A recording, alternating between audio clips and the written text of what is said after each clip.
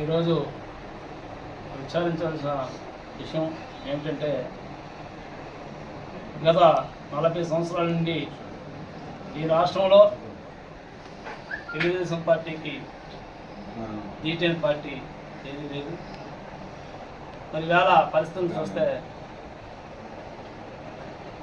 చాలా దారుణం అనిపిస్తున్నాయి. ఎందుకంటే చంద్రబాబు నాయుడు గారికి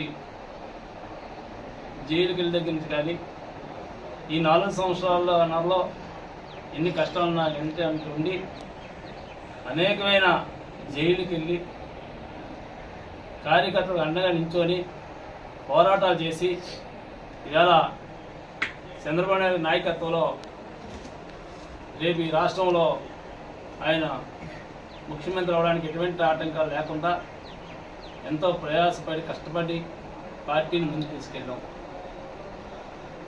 మరి పార్టీ వాళ్ళు కూడా అనేక సర్వేలు చేస్తారంటున్నారు. సర్వేలో కూడా టీడీపీ పార్టీ ఇప్పుడున్న ఇన్ఛార్జీలను కూడా చాలా బాగా పనిచేస్తున్న కూడా రిపోర్టులు కూడా ఉన్నాయి.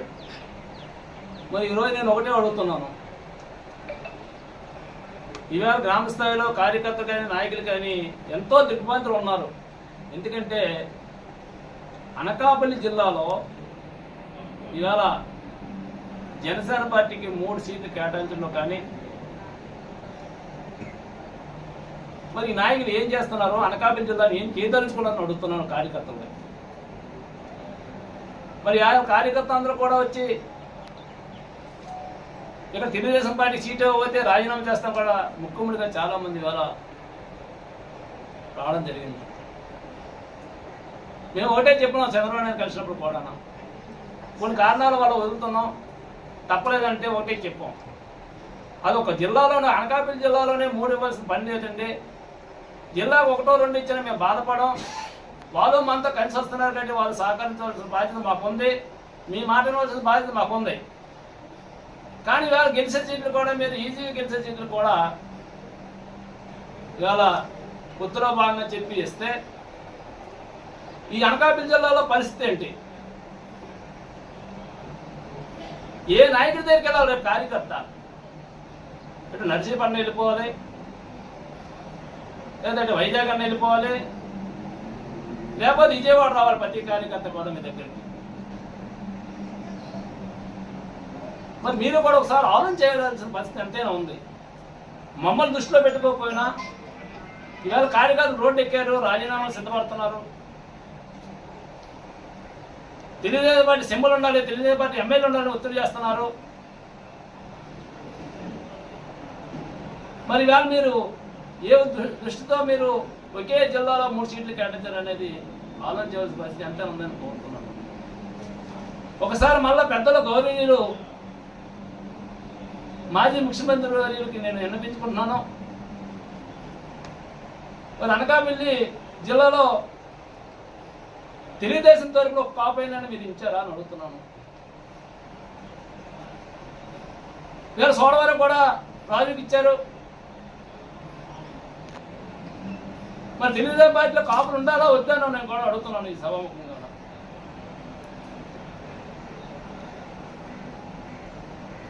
మీరు ఒకసారి ఆలోచన చేయండి, కార్యకర్తల తాలూకా అభిప్రాయాలు కూడా తీసుకోండి, సర్వే చేయించండి. మీరు ఇచ్చిన సీట్లు, మీరు ఇచ్చిన అడ్జస్ట్మెంట్లో ఆ అభ్యర్థులు గెలుస్తారంటే మేము తప్పనిసరి సహకరిస్తాం. మీరు చెప్పినట్టు వింటాం. మీరు ముఖ్యమంత్రి అవడం మాకు కావాలి. కానీ మీరు ఎవరినో తీసుకొచ్చి మా నెత్తి మీద పెట్టి మొయ్యండి అంటే మేము మొయ్యడానికి సిద్ధంగా ఉన్నాం. కానీ కార్యకర్తలు కానీ ఓటర్లు కానీ వాళ్ళ మీద నమ్మకం ఉండాలి కదా. ఆ నమ్మకాన్ని నా భరోసా ఎవరు ఇస్తారో చెప్పండి నేను అడుగుతున్నాను. ఇవాళ 3 నియోజకవర్గాల్లో తెలుగుదేశం పార్టీ కార్యకర్తలకి భరోసా ఇచ్చే నాయకులు కావాలి మాకు.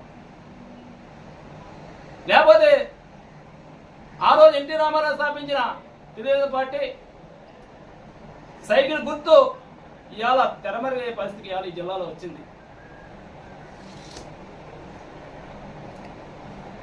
ప్రజలు చాలా కోపంతో ఉన్నారు. జగన్మోహన్ రెడ్డి ప్రభుత్వాన్ని ఎప్పుడైతే గద్దె దింపి ఈ రాష్ట్రం నుంచి జిల్లా నుంచి పారదోలాలని ముక్తకంఠంతో ఉన్నారో, కానీ ఈరోజు దాన్ని మనం ఒమ్ము చేసి మన సొంత పార్టీ కార్యకర్తలే రాజీనామాల వరకు వస్తున్నారంటే ఒక్కసారి మన జాతీయ అధ్యక్షుల వారు మళ్ళా దూరదృష్టితో ఆలోచించి అనకాపల్లి నియోజకవర్గాన్ని మళ్ళా పునఃపరిశీలించి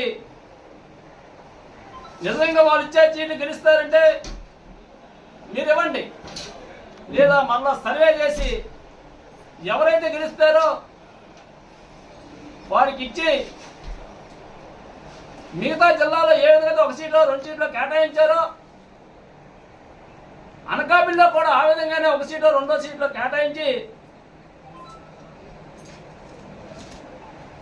ఇక్కడ కార్యకర్తలకి న్యాయం చేస్తారని, కార్యకర్తలకు భరోసా ఇస్తారని, మళ్ళా ఇక్కడ సైకిల్ గుర్తుని ఉంచేలా చేస్తారని ఇవాళ మీ ద్వారాగా నేను తెలియజేసుకుంటున్నాను.